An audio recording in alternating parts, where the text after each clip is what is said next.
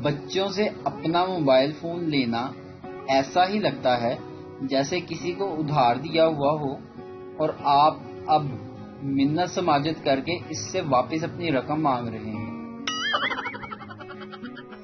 لوگ کہتے ہیں عورتیں راز نہیں رکھتی، جبکہ عورتیں کہتی ہیں ہم تو رکھتی ہیں، لیکن جسے آگے بتاتی ہیں وہ نہیں رکھتی۔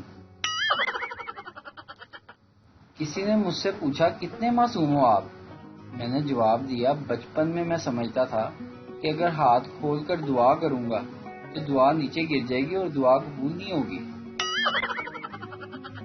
پاکستان واحد ملک ہے جہاں اگر 4 دن تک بخار ٹھیک نہ ہو تو شک کرونا کی بجائے رشتہ داروں پر جاتا ہے کہ کسی نے جادو تو نہیں کروایا ہوا۔ کوشش کریں اس عید الاضحیٰ پر اپنی انا کو قربان کر دیں جو ہر معاملے پر بکرے کی طرح میں کرتی ہے۔ وہ بھی کیا دن تھے یار جب گھر والے عید پر بلیک شوز اس لیے لے کر دیتے تھے کہ عید کے بعد اسکول کے لیے بھی چل جائیں گے۔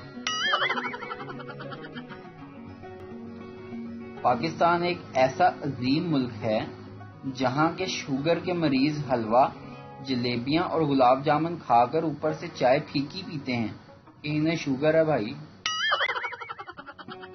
آج میرے یوٹیوب چینل پر ایک محترمہ نے شکوہ کیا کہ لڑکے بائک چلائیں، کار چلائیں، ٹرک چلائیں، یہاں تک کہ بسیں اور ہوائی جہاز چلائیں اور ہم بیچاریاں زبان تک نہ چلائیں۔